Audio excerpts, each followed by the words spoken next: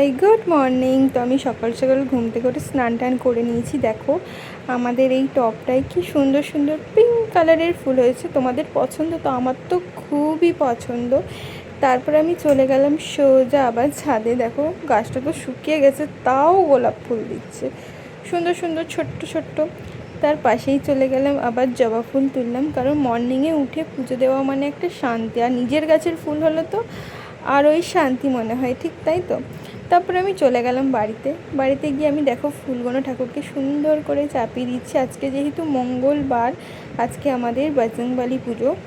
অবশ্যই কমেন্টে জয় শ্রীরাম লিখে যেও, যদি তোমরা ভিডিওটা যারা যারা দেখছো অবশ্যই বলে যেও।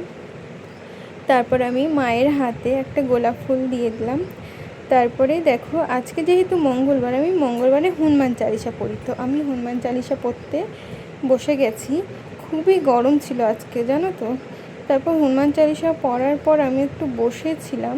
তারপর মর্নিংয়ে কী খাবো বলো তো, তার জন্য আমি দই চিড়ে খেয়ে নিলাম। দেখা হচ্ছে নেক্সট ভিডিওতে। টাটা। যদি ভালো লাগে অবশ্যই সাবস্ক্রাইব করে দিও।